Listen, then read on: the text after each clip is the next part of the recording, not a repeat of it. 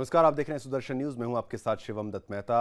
9 बज चुके हैं और समय हो गया है आपके पसंदीदा शो यानी कि जनमत का, एकमात्र ऐसा शो जहां आप हर खबर पर पोल के माध्यम से भाग लेते हैं। सोशल मीडिया प्लेटफॉर्म एक्स पर जाकर, जो कि पहले ट्विटर था, वहां आप वोट करते हैं और नतीजे हम आपको दिखाते हैं जनमत में, जहां हर खबर पर आपकी राय हम दिखाते हैं आपको। और आज हम जिन विषयों पर चर्चा करने वाले हैं उन पर जल्दी से एक नजर डाल लेते हैं कि कौन से विषय आज होंगे चर्चा के। लीजिए, आपकी टीवी स्क्रीन पर ये विषय भी आ गए। जी हाँ, दिल्ली में शेख हसीना और टेंशन में चीन। बिल्कुल, क्योंकि चीन जो है भारत के जितने भी पड़ोसी देश हैं उस पर अपना एक तरीके से कब्जा करना चाहता है, वहाँ पर अपनी अपनी जो पकड़ है उसको मजबूत करना चाहता है। लेकिन अंततः सत्य की जीत होती है और भारत कोई ना कोई रास्ता निकाल लेता है। जैसे यहाँ पर शेख हसीना आई हैं बांग्लादेश से, तो ये बताएंगे चीन को क्यों आग लगी। इसके बाद आगे बढ़ेंगे और बात करेंगे कि लीक अब होगा लॉक।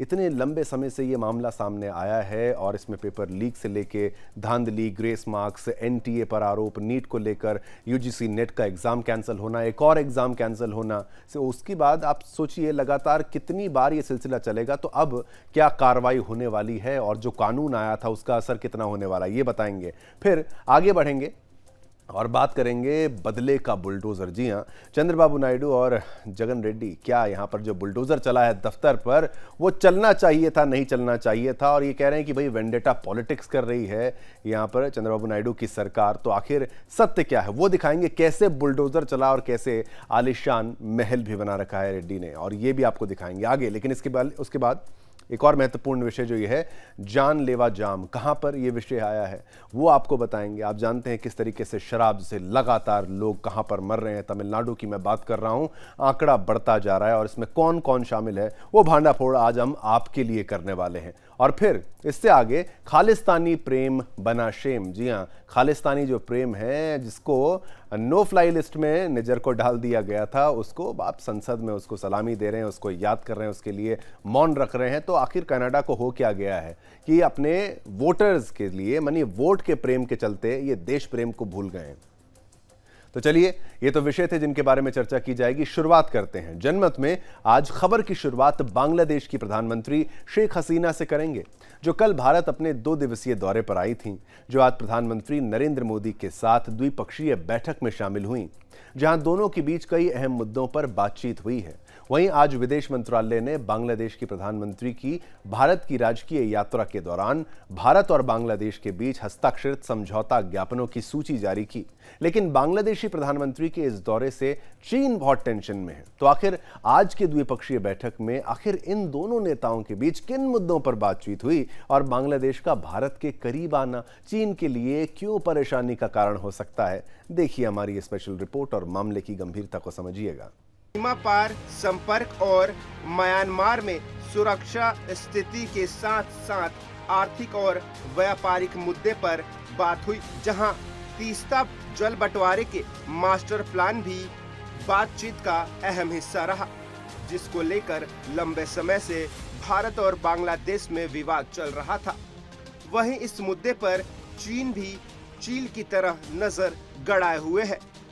चीन लंबे समय से तीस्ता मास्टर प्लान के लिए बांग्लादेश को कर्ज देने की कोशिश कर रहा है, इसलिए आज इस मुद्दे पर बांग्लादेश के साथ समझौता करना भारत के लिए जरूरी है। चीन की कोशिश रहती है कि कैसे कर्ज देकर देशों के ऊपर अपना असर बढ़ाया जाए।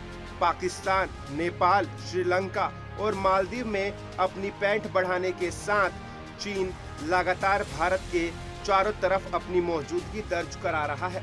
वहीं दूसरी ओर भारत भी लगातार अपनी पड़ोसी पहले और सागर नीतियों के साथ अपने पड़ोसियों से संबंध मजबूत कर चीन को टक्कर देने के लिए तैयार है। Bureau report, Sudarshan news.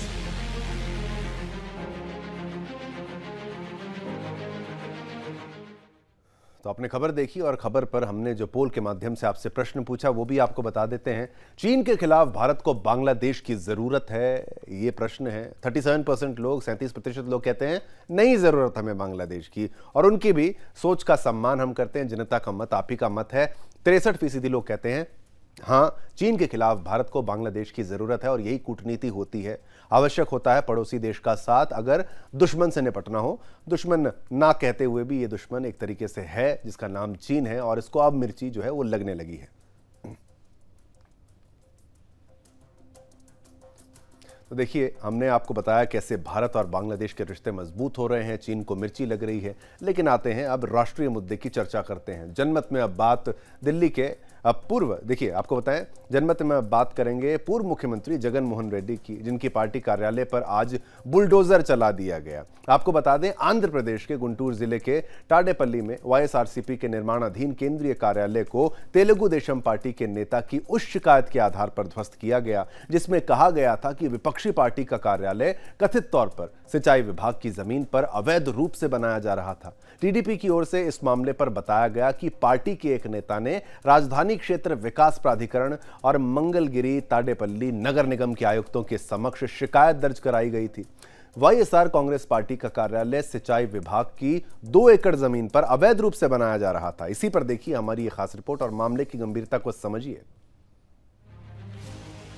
ताजा विपक्ष की कुर्सी पर बैठी वाईएसआरसीपी को मिर्ची लग गई और वाईएसआर कांग्रेस पार्टी टीडीपी पर बदले की राजनीति का आरोप लगाने लगी।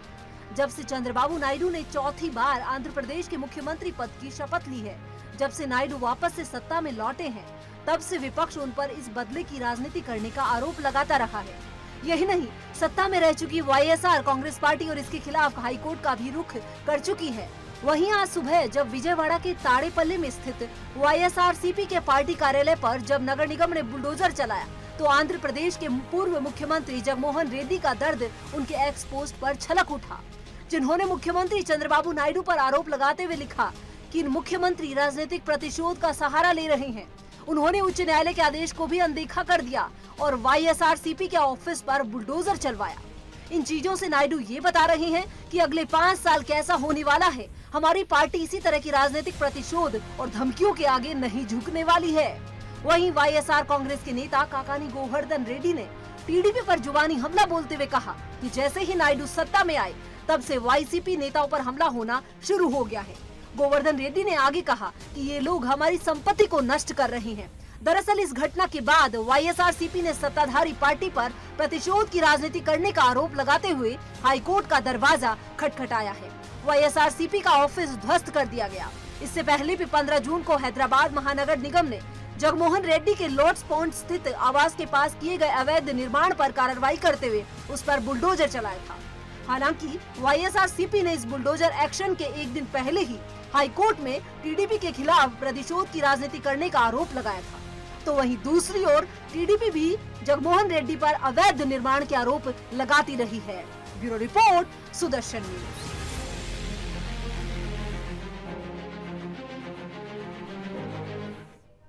चलिए, जो पोल के माध्यम से आपसे प्रश्न हमने पूछा, जगन मोहन के ऑफिस पर जो बुलडोजर चला है वो सही है क्या? आंध्र प्रदेश की राजनीति में सही हो रहा है क्या जगन मोहन के ऑफिस पर बुलडोजर चलना? 83% 83% लोगों ने हाँ में जवाब दिया है, 17% लोगों ने ना में जवाब दिया है। बहुमत ये मानता है जगन मोहन के ऑफिस पर बुलडोजर चलना सही है। और बुलडोजर छोड़िए, आप देखिए उनका किस तरीके से आलिशान एक महल भी है, वो भी हम आपको बताएंगे फिर कभी। चलिए आगे बढ़ते हैं। जनमत में अब बात नीट पेपर लीक की करते हैं, जिसको लेकर इन दिनों पूरे देश में बवाल मचा हुआ है। हर रोज नए नए खुलासे हो रहे हैं, देश भर में प्रदर्शन किया जा रहा है, कोर्ट में कई याचिकाएं डाली गई हैं, कईयों की गिरफ्तारियां भी हुई हैं। इस बवाल के बीच सरकार ने नया कानून भी लागू कर दिया है। इस कानून में 10 साल तक की सजा और 1 करोड़ तक के जुर्माने का प्रावधान है। लेकिन इसी कानून के साथ कुछ सवाल भी खड़े हो जाते हैं। सबसे पहला सवाल है कि क्या यह कानून उन चिटबाजों पर लागू होगा जिन्होंने नीट और नेट की परीक्षा में गड़बड़ी की जैसी जो बड़ी बड़ी घटनाएं इनको अंजाम दिया, उन पर यह कब लागू होगा? इसी पर देखिए हमारी खास रिपोर्ट और मामले की गंभीरता को समझिए।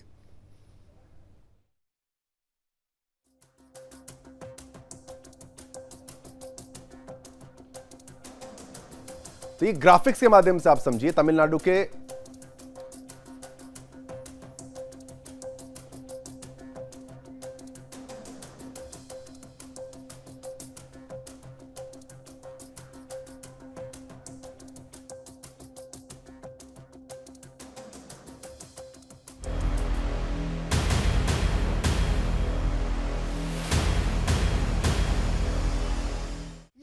लीक, लीक पर लीक और लीक माफियाओं के आगे सिस्टम एकदम वीक। ऐसा ही हाल है हमारे देश के एग्जाम सिस्टम का, जिसकी लापरवाही का नतीजा आज देश के 25 लाख से अधिक छात्र भुगत रहे हैं।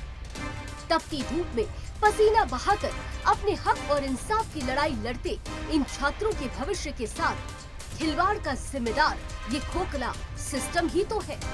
लाखों छात्र हर साल अपने उज्जवल भविष्य के लिए सालों मेहनत करके विभिन्न परीक्षाओं की तैयारी करते हैं, लेकिन उन्हें क्या पता कि उनकी इस मेहनत का गला घोंटने के लिए परीक्षा माफिया पहले से तैयार बैठे हैं। फरवरी में यूपी पुलिस भर्ती परीक्षा का पेपर लीक हुआ और फिर यूपी आरओ, ईआरओ भर्ती, उसके बाद नीट यूजी और यूजीसी नेट पेपर लीक होने का सिलसिला थमने का नाम नहीं ले रहा। इसकी वजह से करोड़ों अभ्यर्थियों का भविष्य संकट में है। नीट और नेट पेपर लीक के मुद्दे पर पूरे देश में बवाल मचा हुआ है। हर रोज नए नए खुलासे हो रहे हैं। देश भर में प्रदर्शन किया जा रहा है। कोर्ट में कई याचिकाएं डाली गई हैं। कईयों की गिरफ्तारियां भी हुई हैं। इस बवाल के बीच सरकार ने नया कानून भी लागू कर दिया है। इस कानून में 10 साल तक की सजा और 1 करोड़ तक के जुर्माने का प्रावधान है। लेकिन इसी कानून के साथ कुछ सवाल भी खड़े हो जाते हैं। सबसे पहला सवाल कि क्या ये कानून उन चिटबाजों पर लागू होगा जिन्होंने नीट और नेट परीक्षा में गड़बड़ी जैसी बड़ी घटनाओं को अंजाम दिया? इसका जवाब है नहीं। यह कानून नीट और यूजीसी नेट परीक्षा के चिटबाजों पर इसलिए लागू नहीं होगा क्योंकि ये घटना 21 जून से पहले हुई थी। यानी 21 जून से पहले की घटनाओं पर यह कानून पूर्वव्यापी नहीं लागू हो पाएगा।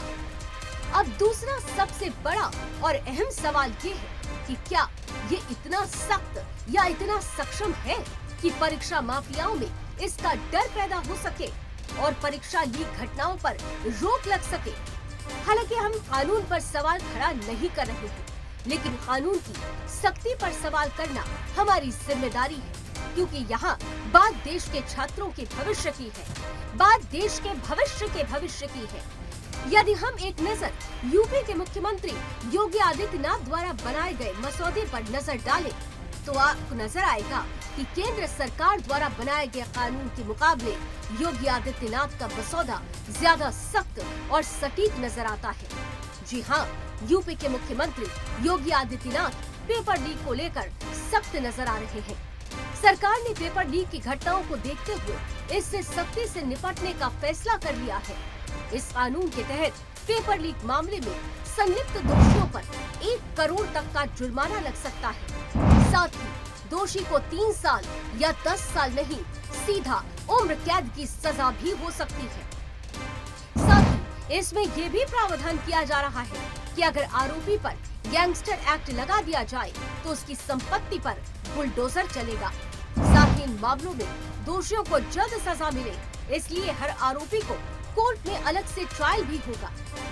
यानी कि एक्शन से लेकर फैसले तक इस तरीके के मामलों को फास्ट ट्रैक कोर्ट में लाया जाएगा और किसी भी आरोपी पर किसी भी तरीके का कोई रहम नहीं बरता जाएगा।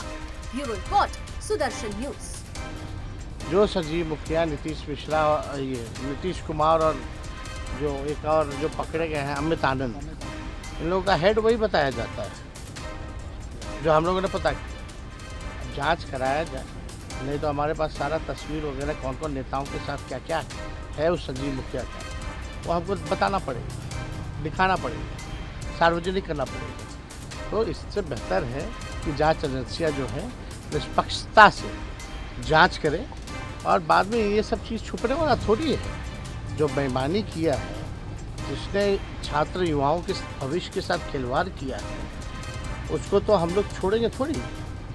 हम लोग एकदम पर्दाफाश कर आ जाएंगे। भले ही सरकार में जो लोग बैठे हैं उनकी मंशा है कि इधर उधर कर दिया जाए, मामले को ध्यान भटका दिया जाए, लेकिन जो पेपर लीक करने वाला वो बचेगा नहीं। देखिए, श्री तेजस्वी यादव जी ने तो खुली चुनौती दी है कि सिर्फ आरोप प्रत्यारोप लगा करके सत्ता में बैठे लोग अपनी नाकामी को छुपाने का प्रयास न करें। पूरा सरकार के सिस्टम में जो लीक है पहले उसका जवाब दें। ये नीट एग्जाम को पहले नीट क्लीन करे ना। तो केंद्र की बैठी सरकार, हरियाणा में सरकार किसकी है, गुजरात में सरकार किसकी है, बिहार में सरकार, जहाँ जहाँ सरकार बीजेपी है वहीं ये परीक्षा प्रश्न पत्र पेपर लीक क्यों हो रहा है, ये गंभीर सवाल है।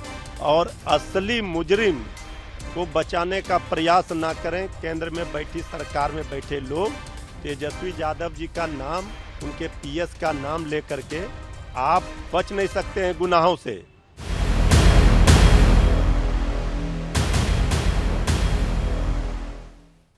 चलिए, इसी खबर को आपने देखा और खबर पर पोल के माध्यम से हमने आपसे जो प्रश्न पूछा वो आपको बता दें। नया कानून करेगा नीट को नीट एंड क्लीन। 71% लोगों ने हाँ में जवाब दिया, 29% लोग अभी भी नहीं मान रहे। इसीलिए हम कहते हैं सरकार को थोड़ा सोचिए, थोड़ा और विचार करिए। ये बच्चों का मामला है, देश की जनता का मामला है। जनमत में अब बात तमिलनाडु की करते हैं, जहां पिछले दिनों सामने आए जहरीली शराब मामले में मृतकों की संख्या लगातार बढ़ रही है। इसके बाद सरकार भी एक्टिव हो गई है। सीएम स्टालिन ने जहरीली शराब पीने से मरने वालों के परिजनों को 10-10 लाख रुपए देने के साथ ही बच्चों की पढ़ाई का खर्च सरकार द्वारा उठाने की घोषणा की है। आपको बता दें कि तमिलनाडु के कल्लकुरिची में जहरीली शराब पीने से 53 लोग अब तक दम तोड़ चुके हैं। जहरीली शराब का यह मामला 19 जून को सामने आया था, जिसके बाद से लोगों की मौत का सिलसिला जारी है। बताया जा रहा है कि मृतकों ने मेथनॉल युक्त जहरीली शराब का सेवन किया था। अब आइए आपको इस मामले को ग्राफिक्स के माध्यम से समझाते हैं कि पूरा मामला क्या है। जी हां, ये लीजिए, जहरीली जाम, 53 लोगों का काम तमाम। तमिलनाडु के कल्लाकुचरी में जहरीली शराब से 53 लोगों की मौत हो चुकी है। ये तो खबर है जो हमने आपको बताई है। कैसे हुई है अब ये आपको बताते हैं और ग्राफिक्स के माध्यम से आप जानिए। मरने वालों में 3 महिलाएं और 1 ट्रांसजेंडर भी शामिल है। तो ये मरने वालों में कौन क्या है, और मामले में पुलिस ने अब तक 7 लोगों को गिरफ्तार कर लिया है। पुलिस का एक्शन यहां पर यह है, 7 लोगों को गिरफ्तार। जहरीली शराब पीने वाले 185 लोगों का इलाज चल रहा है। 185 अभी भी इलाज करवा रहे हैं। मामले में अभी 30 से ज्यादा लोगों की हालत गंभीर भी बताई जा रही है। तो जहरीली शराब से इस सिलसिला 19 जून से शुरू हुआ था और अब तक ये जारी है। सोचिए, पहले ही दिन 34 लोगों की मौत हो गई थी इस जहरीली शराब को पीने के चलते। मरने वालों में 24 लोग एक ही गांव करुणापुरम के थे। सोचिए कितनी दर्दनाक ये खबर होगी। मामले में मद्रास हाई कोर्ट तमिलनाडु सरकार को फटकार लगा चुकी है कि ये क्या हो रहा है, और सीएम एमके स्टालिन ने मृतकों के परिजनों को 10 लाख देने का वादा कर दिया है। पर क्या होगा 10 लाख से? राज्य सरकार ने सीबीसीआईडी को मामले की जांच सौंप दी है। यह शराब घोटाला मामला देखिए, मामले में कल्लाकुरिची जिले के 9 पुलिसकर्मियों को सस्पेंड किया जा चुका है। तमिलनाडु में जहरीली शराब से पहले भी कई बार मौत की घटनाएं सामने आई थी। कई बार ऐसी घटनाएं सामने आई थी। तमिलनाडु के कल्लाकुरिची में जहरीली शराब से 53 लोगों की ये मौत की बड़ी खबर। मरने वालों में 3 महिलाएं और 1 ट्रांसजेंडर भी शामिल। तो देखिए, खबर आपने देखी और ग्राफिक्स के माध्यम से डिटेल में जाना कि कौन कैसे मरा, कौन इसमें शामिल था, इसमें महिलाएं कितनी थी, ट्रांसजेंडर कितने थे और कितने लोग पहले ही दिन मारे गए। अब इस खबर पर हमने पोल के माध्यम से आपसे जो प्रश्न पूछा, क्योंकि हमारे व्यूअर्स ऑल इंडिया देखते हैं, जहरीली शराब कर रही है तमिलनाडु को खराब, ये हमारा प्रश्न था। 93%, 93% लोगों का मानना है हाँ, 7% लोगों का मानना है ना। शराब पीने से तो हम वैसे ही आपको कहते हैं कि आप बचिए, ये इंसान को पागल बना देती है और साथ ही साथ मृत्यु का कारण भी बनती है शराब, अगर आप शराब ऐसे पीते हैं। और सरकार पर आरोप तो बिल्कुल है ही। आगे बढ़ेंगे, चलिए, हमने शराब की बात बताई और आपको एक सावधान भी किया, शराब से आपको बचना है। लेकिन जनमत में अब बात कनाडा के खालिस्तानी प्रेम की करते हैं।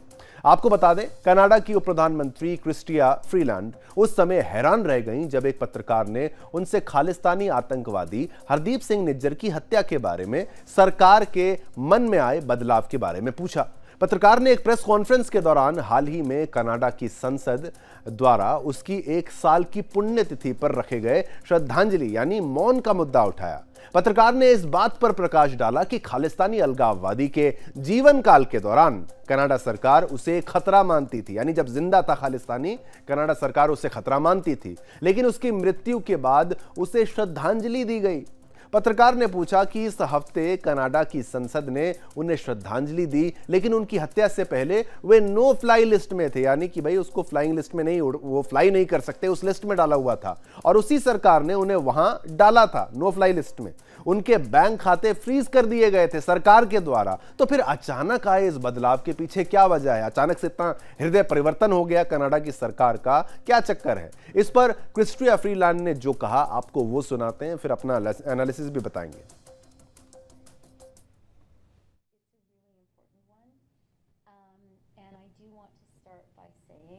This week was a very sad and a very solemn anniversary, the 1-year anniversary of the murder. And I was in the House of Commons. I think all three of us were.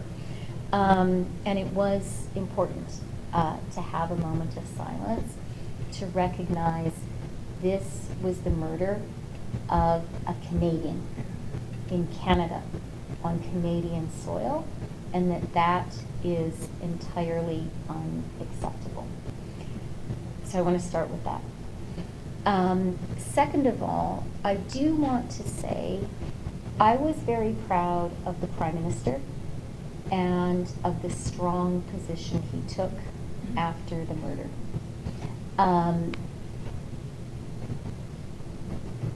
It was the right thing to do, but it wasn't an easy thing to do. And the Prime Minister made absolutely correctly very clear that for the Government of Canada, for our government, all Canadians are the same. All Canadians.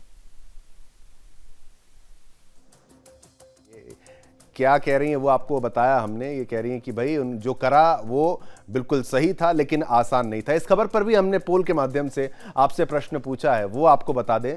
खालिस्तानियों को पालना Canada की मजबूरी है क्या? 85% लोग कहते हैं हाँ मजबूरी है, 15% लोग कहते हैं मजबूरी नहीं है। लेकिन बहुमत, प्रचंड बहुमत ये मानता है कि कनाडा में मजबूरी है सरकार की। जनमत में अब बात करेंगे राजधानी दिल्ली की। जी हाँ, जो पिछले कई दिनों से पानी के संकट का सामना कर रही है। दिल्ली वासियों को पानी की गंभीर होती समस्या पर सियासत तेज हो चुकी है। एक तरफ दिल्ली की आप नेता व जल मंत्री द्वारा अनिश्चितकालीन अनशन किया जा रहा है, तो दूसरी ओर भाजपा की ओर से जन समस्याओं को दूर करने में नाकाम दिल्ली की आप सरकार के खिलाफ धरना प्रदर्शन किया जा रहा है। यह भी बता दें कि जल मंत्री आतिशी के अनिश्चितकालीन अनशन का आज दूसरा दिन, और वहीं बीजेपी कार्यकर्ताओं ने आज दिल्ली जल बोर्ड कार्यालय के बाहर विरोध प्रदर्शन किया। दिल्ली की जल मंत्री आतिशी ने दावा करते हुए कहा कि 1 मिलियन गैलन पानी से 28,500 लोगों को पानी मिलता है। यानी जब हरियाणा सरकार दिल्ली को 100 MGD पानी नहीं देती है तो दिल्ली के 28 लाख से ज्यादा लोगों का पानी रुक जाता है।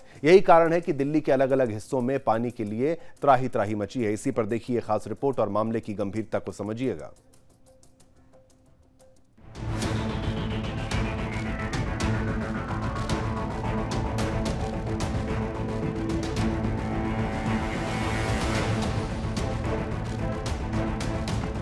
देश की राजधानी दिल्ली लगातार जल संकट का सामना कर रही है।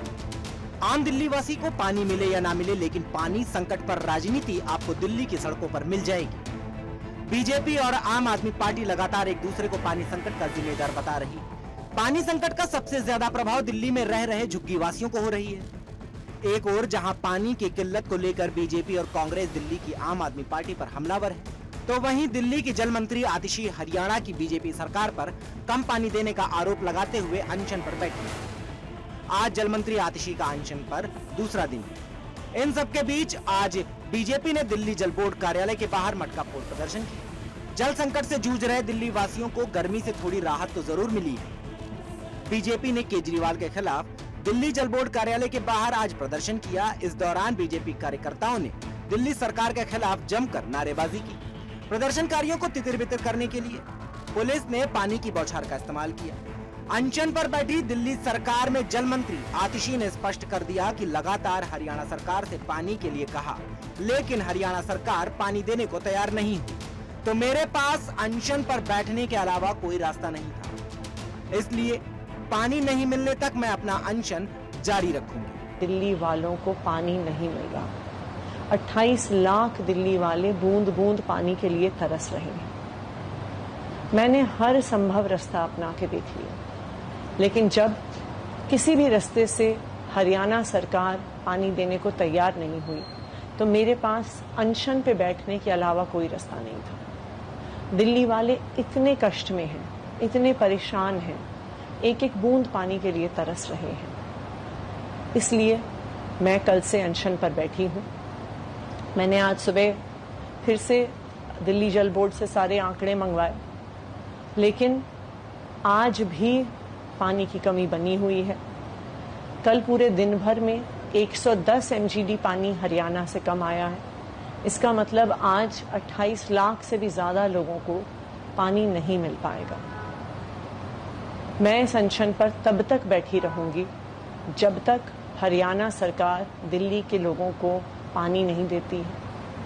मैं तब तक खाना नहीं खाऊंगी जब तक दिल्ली के इन 28 लाख लोगों को पानी नहीं मिल जाता। जब तक दिल्ली के 28 लाख लोगों को हरियाणा से पानी नहीं मिलता, तब तक ये अनशन जारी रहेगा। आतिशी के आरोप पर बीजेपी नेता ने जवाब देते हुए कहा कि आम आदमी पार्टी की कुव्यवस्था के कारण दिल्ली में जल संकट उत्पन्न हुआ है। आप नेता समस्या का समाधान करने के बजाय नौटंकी करने में लगे हैं। अब सवाल है कि राजनीति और अनशन से दिल्ली की जनता को क्या हासिल हो पाएगा? क्या मटका फोड़ राजनीति से आम दिल्ली वासियों की प्यास बुझ पाएगी? Bureau report, Sudarshan news.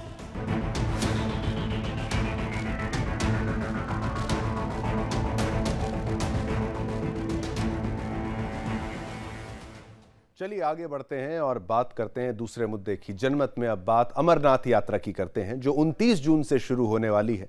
वहीं हिंदुओं के प्रमुख तीर्थ स्थलों में से एक अमरनाथ गुफा में आज सुबह प्रथम पूजा की गई, जहां जम्मू कश्मीर के उपराज्यपाल मनोज सिन्हा ने वर्चुअल पूजा अर्चना की, यानी वर्चुअली, वहां मौजूद नहीं थे, डिस्टेंस से उन्होंने वर्चुअली उस पूजा को देखा, उसमें भाग लिया और अपने आधिकारिक एक्स हैंडल से, यानी सोशल मीडिया प्लेटफॉर्म एक्स, जो कि पहले ट्विटर था, वहां पर पोस्ट किया। इस दौरान उपराज्यपाल एलजी मनोज सिन्हा ने अमरनाथ यात्रा के दौरान यात्रियों की सुरक्षा व्यवस्था को लेकर क्या कुछ कहा, आपको वो सारी बातें सुनाते हैं।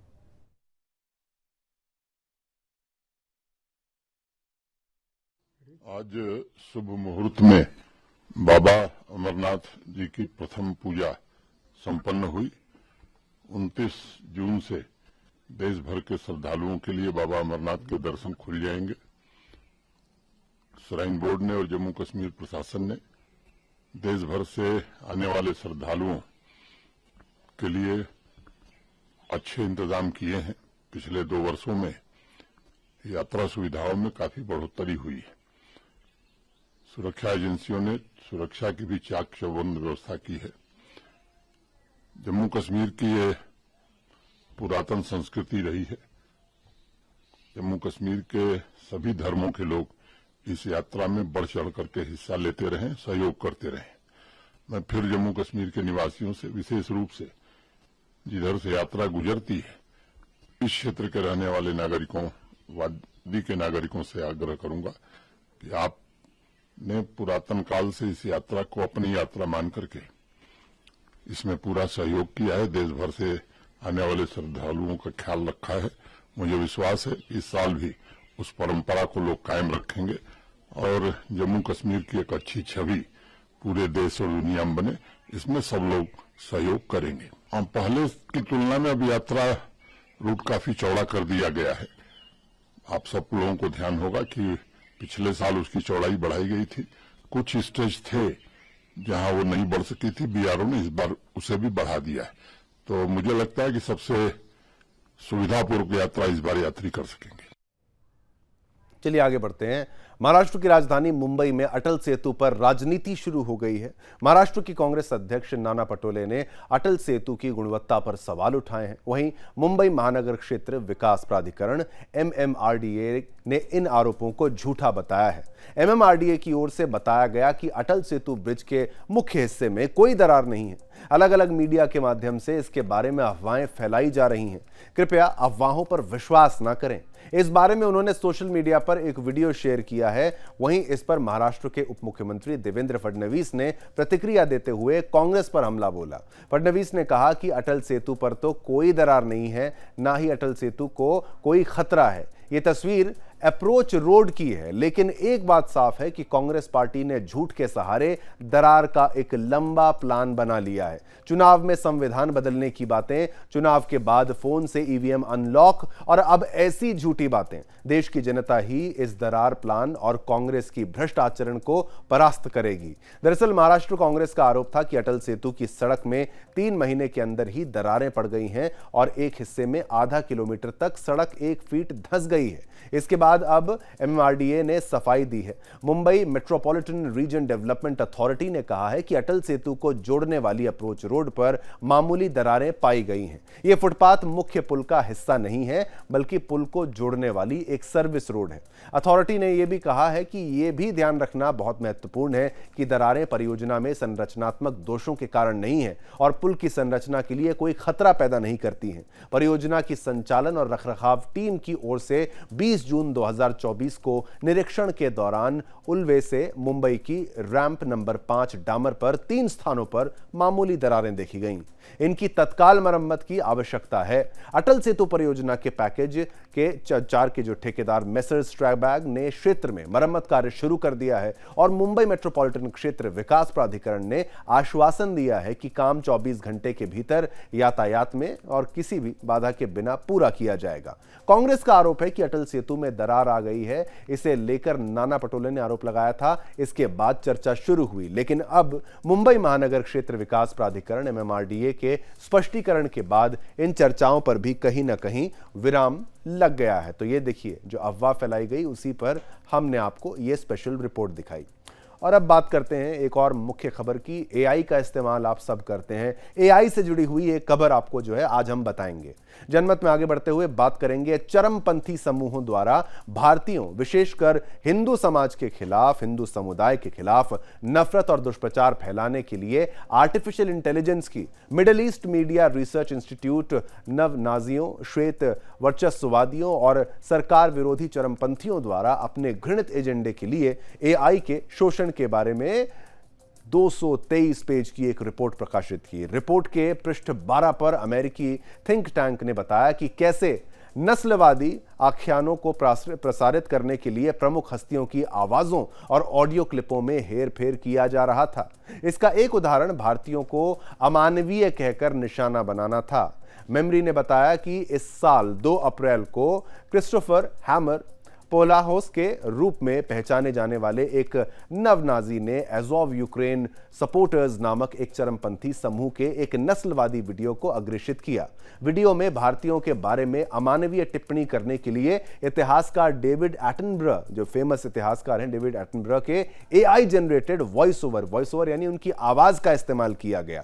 इस वीडियो को हिंदू समुदाय के खिलाफ नफरत फैलाने के लिए इस्लामवादियों द्वारा व्यापक रूप से साझा किया गया है। वीडियो में कहा गया है कि भारत रहस्य में डूबा हुआ देश है, ये एक शापित भूमि है और संभवतः आज पृथ्वी पर सबसे घृणित देश है।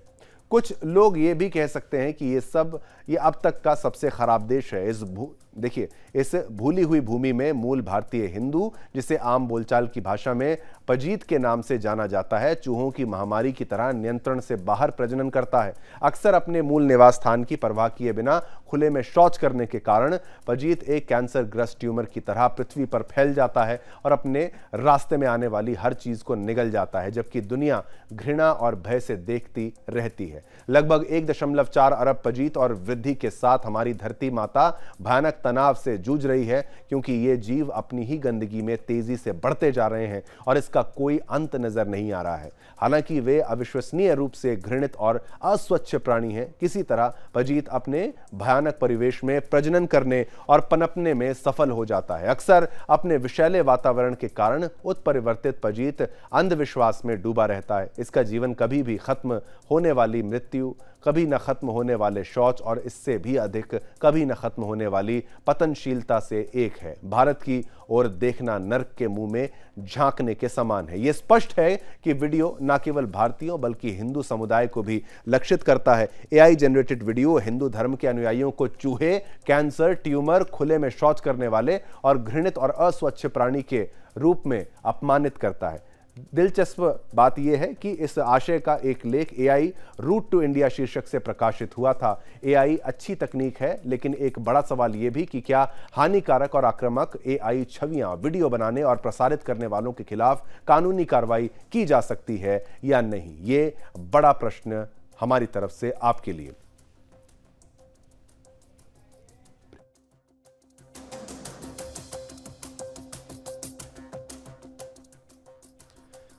चलिए एक बड़ी खबर आपको बता दें, पेपर लीक मामले में क्या हुआ है एक्शन, वो आपको बताएं। एनटीए के डीजी पर गाज गिरी है। पेपर लीक मामले में एनटीए के डीजी पर एक्शन हुआ है। एनटीए के डीजी को हटा दिया गया है, ये आपको बता दें। बड़ी खबर इस वक्त की आ रही है, जहां पर एनटीए के डीजी को हटा दिया गया है। नेशनल टेस्टिंग एजेंसी के डीजी सुबोध कुमार को हटाया गया है। प्रदीप सिंह खरोला होंगे एनटीए के नए डीजी। और ये बड़ी खबर आपको बता दें, एनटीए के डीजी को हटा दिया गया है। पेपर लीक मामले में एनटीए के डीजी पर गाज यहां पर गिरी है। तो एनटीए के डीजी को हटा दिया गया है। पेपर लीक का मामला लगातार तूल पकड़ता जा रहा था और अब यहां पर एक्शन हुआ है, जहां पर प्रदीप सिंह खरोला होंगे एनटीए के नए डीजी। तो ये बड़ी खबर, ध्यान से सुनिए। जहां पर पेपर लीक का मामला था, अब सरकार के द्वारा यहां पर एक्शन हुआ है। एनटीए के द्वारा भी एक्शन हुआ है और एनटीए के डीजी पर गाज गिरी है और डीजी को हटा दिया गया है। तो अब एक्शन में सरकार, क्योंकि ये मामला बहुत ज्यादा बड़ा हो चुका था, 24 लाख बच्चों की परीक्षा का ये सवाल था। अब आगे क्या होगा ये देखने वाली बात होगी, वो हम आपको आगे बताएंगे जैसे ही हमारे पास अपडेट्स आते हैं। तो ये खबरें थी जिनके बारे में हमने आपको बताया। हर रोज हम खबरों के साथ साथ आपको एक कहानी बताते हैं, एक सुविचार बताते हैं हर बार, ताकि आप उससे कुछ सीख सकें और हम भी कुछ हर बार कुछ नया ही सीखने का मौका ढूंढते हैं। एक कहानी आपको सुनाऊंगा, फिर से जरा ध्यान से सुनिएगा, आराम से सुनिएगा, गौर से सुनिएगा। एक गांव में एक मेहनती किसान रहता था जिसके पास अंगूर के खेत थे। साल दर साल उसकी अंगूर की खेती भरपूर फसल देती थी और किसान बहुत सफल हो जाता है, वो बहुत अमीर हो जाता है। उसके 3 बेटे होते हैं जो युवा होते हैं, ऊर्जावान होते हैं, लेकिन कभी भी काम करने की सोच नहीं रखते। आलसी होते हैं बिल्कुल भी, उन्हें कि हमें कुछ काम ना करना पड़े। जैसे जैसे किसान बूढ़ा हो जाता है, उसे अपने बेटों के भविष्य की चिंता सताने लगती है। फिर वह बहुत बीमार पड़ जाता है एक दिन और उसे एहसास होता है कि उसकी मृत्यु अब बेहद पास है, बेहद निकट है। वह बेटों को बुलाता है और उनसे कहता है, मेरे प्रिय बेटों, मेरे पुत्रों, मैं अपनी मृत्यु को निकट देख रहा हूं, मुझे पता लग रहा है मैं अब मरने वाला हूं। लेकिन इससे पहले कि मैं आप सभी को अलविदा कहूं, मैं एक रहस्य, एक सीक्रेट आपके साथ साझा करना चाहता हूं। हमारे जो खेत हैं, वो बुजुर्ग व्यक्ति कहता है, जो हमारे खेत हैं उसके नीचे खजाना छुपा हुआ है, ट्रेजर है वहां पर, यानी कि बहुत पैसा, सोना चांदी, इस तरीके से कि हमारे जो खेत हैं उसके नीचे खजाना छिपा है। मेरे मरने के बाद उसे ढूंढने के लिए पूरा जो खेत है उसे आप जोत देना, उसे आप खोद डालना। बूढ़े किसान की मृत्यु हो जाती है और उसके बेटे अंतिम संस्कार उसका कर देते हैं। बेटे खेत का कोई भी हिस्सा बिना खजाने की खोज में, देखिए वो छोड़ते नहीं है, सारे जो जितनी भी जमीन होती है उसको खोद देते हैं, उसको जोत देते हैं एक तरीके से, लेकिन उन्हें कुछ नहीं मिलता। और उनको ऐसा करता देख वहां से गुजरने वाला एक साधु देखकर हैरान हो जाता है कि आखिर ये कर क्या रहे हैं, किस दुविधा में है। वह तीनों भाइयों से पूछता है कि भाई क्या कारण है, आप ऐसे क्यों कर रहे हो और इतने परेशान क्यों हो, सर पे हाथ रखे क्यों खड़े हो। तो वे तीनों भाई अपने पिता की बात साधु को बताते हैं। साधु पूरी बात सुनता है, फिर अंत में मुस्कुराता है और कहता है, बच्चों यहाँ कोई खजाना नहीं है, बल्कि ये जमीन ही खजाना है। इसे जोत कर, इसे खोद कर तुमने इसे उपयोगी बनाया है और तुम्हारे पिता यही चाहते थे। अब तुम इसमें बीज डालो, पानी डालो और खेती करो, क्योंकि ये जमीन ही खजाना है। और होता भी बिल्कुल ऐसा ही है। अच्छी फसल होती है और भारी कमाई होती है उन तीनों भाइयों की। ये कमाई बेटों को ये एहसास कराती है कि उनके पिता का मतलब क्या था। कहानी की नीति आप जानिए, ये नीति कहती है, समरी कहती है, कड़ी मेहनत हमेशा रंग लाती है और मेहनत का फल हमेशा मीठा होता है, चाहे वे आपके इच्छा अनुसार हो या ना हो। तो ये आज का सुविचार था जिसके बारे में मैंने आपको बताया। इसी तरीके से हर रोज आपके लिए जो सुविचार है वो हमेशा आपके लिए लेकर आएंगे। और आप देखिए, जो ब्रेकिंग न्यूज हमने आपको बताई थी वो भी एक बार फिर से आपको मैं बताता हूं। जो ब्रेकिंग न्यूज थी, जी हां, पेपर लीक मामले में एनटीए के डीजी पर यहां पर गाज गिर चुकी है। बड़ी खबर यहां पर आ रही है, जहां पर एनटीए के डीजी को हटा दिया गया है। इस वक्त की सबसे बड़ी खबर, अगर मैं इसको कहूंगा तो गलत नहीं होगा, एनटीए के डीजी को यहां पर हटा दिया गया है। पेपर लीक मामले में ये बड़ा एक्शन, जो बड़ा एक्शन होना था, जिसका इंतजार था, वो हुआ है और डीजी को हटा दिया गया है। इस वक्त की बड़ी खबर आप देख लीजिए, डीजी को हटाने का ऑर्डर जो है वो आ चुका है और डीजी को तत्काल हटा दिया गया है और बदल दिए गए हैं डीजी। और कौन है वो भी हमने आपको यहां पर बताया।